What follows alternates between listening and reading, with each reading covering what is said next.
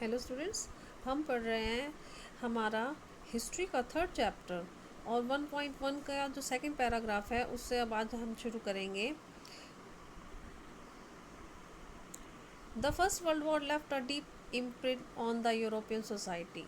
जो European society थी उस पर जो फर्स्ट वर्ल्ड वॉर है उसका बहुत ही गहरा असर पड़ा एंड पॉलिटिक्स और राजनीति पर भी बहुत ही गहरा असर पड़ा। Soldiers came to be placed above civilian. जो सोल्जर्स हैं उन्हें नागरिकों से ऊपर रखा जाने लगा। Politician and publicist laid great stress on the need for man to be aggressive strong and मस्कुलन।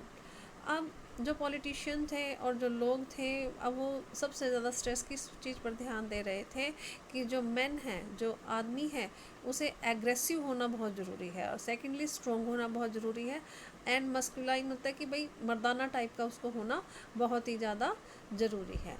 The media glorify trench life. अब जो मीडिया थी वो ग्लोरीफाई किस चीज़ को कर रही थी? जो ट्रेंच लाइफ थी, ट्रेंच लाइफ को बहुत ही ज़्यादा ग्लोरीफाई कर रही थी। ट्रेंच लाइफ क्या होती है? ट्रेंच लाइफ जहाँ पर कि जब सोल्जर फ्रंट पर होता है और वहाँ पर जब वो बचने के लिए जो है खड्डे खोदकर उसके अंदर रहता है और उसे ट्रेंच लाइफ कहा जाता है। तो इसको बहुत ही ज़्यादा जो है ट्रेंच लाइफ को ग्लोरीफाई जो है वो किया जा रहा था, लेकिन सच्चाई क्या थी? The truth however was that soldier live miserable lifes in this trenches. जो सोल्जर्स थे वो बहुत ही जो मिजरेबल लाइफ है वो इन ट्रेंचेस के अंदर जी रहे थे। Trapped with rats feeding on corpses. अब उनको ऐसे रैट्स के साथ जो है रहना पड़ता था। उन खड्डों में रैट्स होते थे जो लाशों को खाते थे, ऐसे मतलब कि उनके साथ रहना पड़ता था, चूहों के साथ। दे फोस्ट पॉइजनस गैसेस वे फेस करते थे, जो जहरीली गैसें थे। और दूसरी तरफ किसका उनको सामना करना पड़ता था? एनिमी शेलिंग, जो बमबारी वगैरह एनिमी से होती थी उसका भी उन्हें सामना करना पड़ता था। And witness their ranks reduce rapidly. और इस चीज़ का भी उनको देखना पड़ता था कि उनकी जो संख्या है सैनिकों की वो बहुत जल्दी से कम होती जा रही है। Aggressive war propaganda. जो एग्रेसिव लड़ाई का जो प्रोपोगेंडा था and the national honour occupied centre stage in the public स्फायर।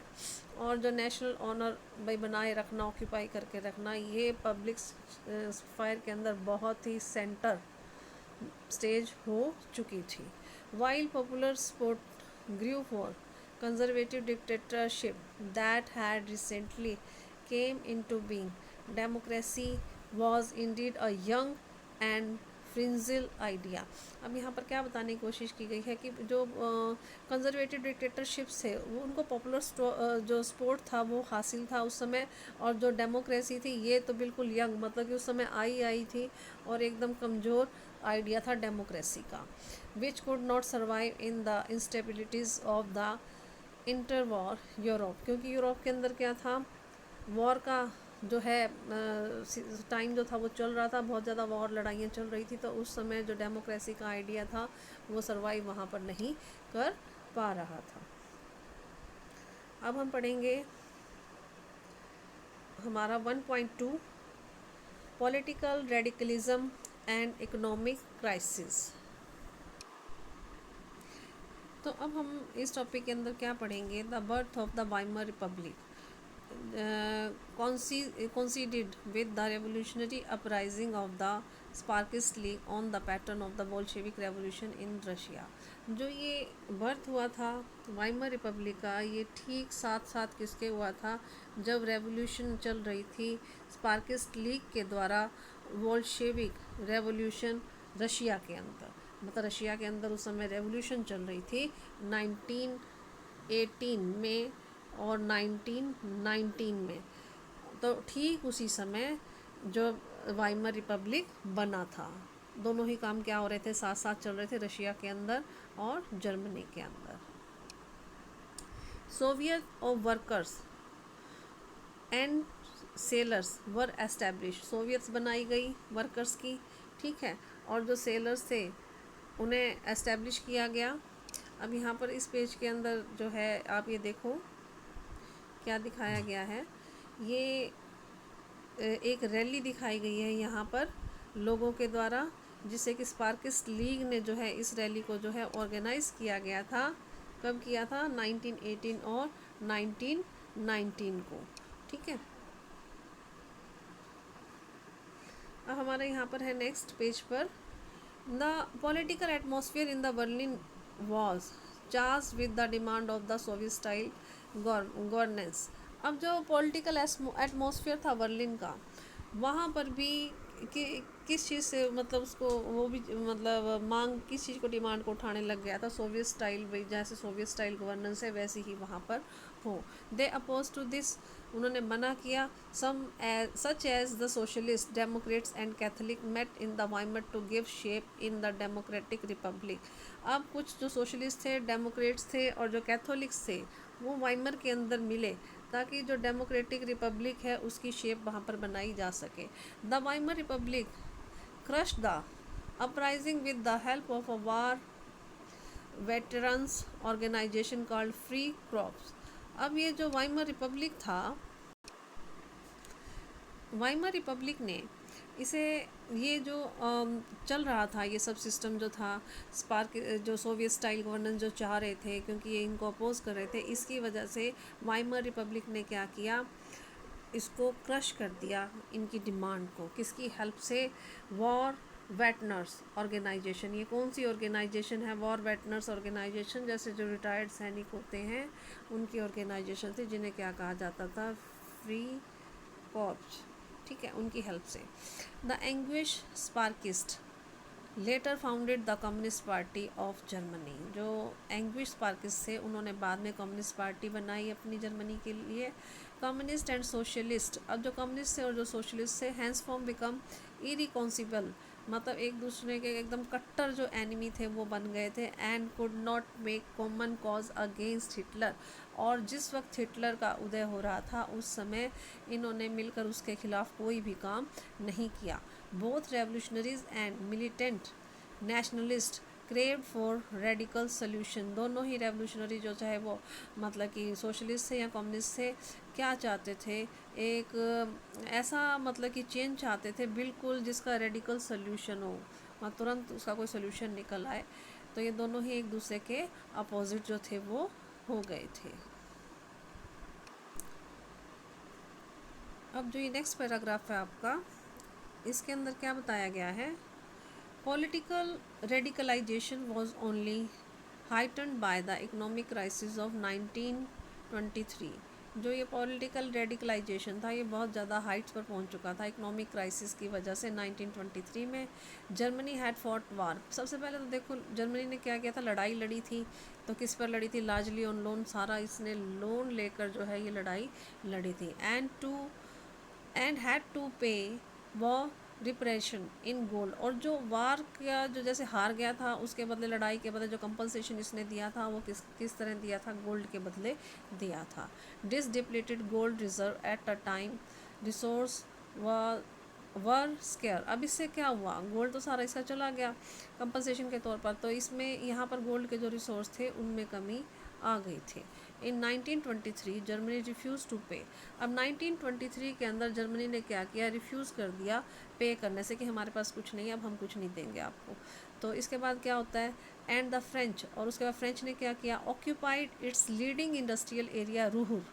जो इसका सबसे लीडिंग इंडस्ट्रियल एरिया था, रूहुर नाम का जगह है, उस जगह को इसने अपने कब्जे में ले लिया।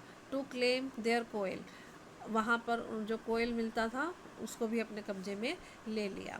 Germany retaliated with passive resistance and printed paper currency recklessly. अब जर्मन ने जो था क्या किया? इसका बहुत ही ज़्यादा विरोध करना शुरू कर दिया, और जो प्रिंटेड पेपर करेंसी थी इनकी, उसको उसने रेकलेसली, बहुत ही अंधाधुंध जो था, छापना शुरू कर दिया। तो अब पेपर करेंसी को जब अंधाधुंध छापा तो उसका नतीजा क्या निकला? With too much printed money in circulation. अब सर्कुलेशन में क्या हुआ? बहुत ज़्यादा मनी होने लग गई, बहुत सारा पैसा सबके पास आ गया, तो क्या हो गया? मनी की वैल्यू कम हो गई। The value of the German mark, उस समय जर्मन मार्क थी इनकी करेंसी, वो क्या हो गई? गिर गई। In April the US dollar were equal to 24,000 marks अप्रैल के अंदर जो यूएस डॉलर था इनका जर्मनी का, उसकी कीमत कितनी हो गई, एक यूएस डॉलर के 24,000 मार्क हो गई। और जुलाई में कितनी हो गई, 3,53,000 मार्क हो गई। और अगस्त में हो गई इसकी 46,21,000 मार्क हो गई।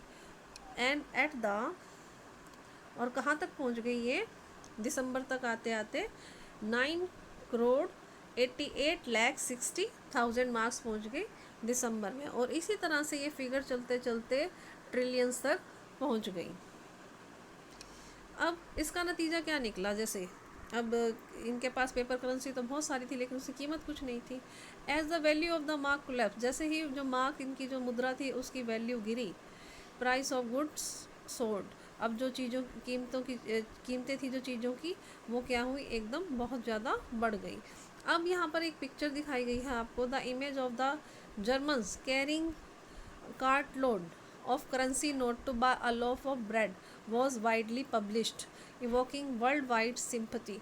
अब एक पिक्चर छपी जर्मन्स की कि एक जो गाड़ी थी वो भर के, कार्ट लोड जो होती है गाड़ी जो थी पहले चलती थी, तो उसको भर के नोटों की कोई व्यक्ति जो है ब्रेड का जो लोफ है उसको ख़रीदने के लिए जा रहा है। तो इससे क्या होता, वर्ल्ड वाइड बहुत ज़्यादा सिंपैथी जो थी जर्मनी को मिली।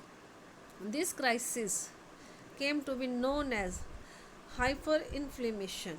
अब ये जो क्राइसिस आया था, भाई मुद्रा तो बहुत ज़्यादा है और कीमतें क्या हो चुकी हैं लेकिन मुद्रा की जो वैल्यू नहीं रहती है, ऐसी सिचुएशन को क्या कहा गया है, हाइपर इन्फ्लेमेशन कहा गया है। A situation when prices rise phenomenally high, जब कीमतें बहुत ही ज़्यादा इतनी बढ़ जाएं कि चीज़ें ना मिले।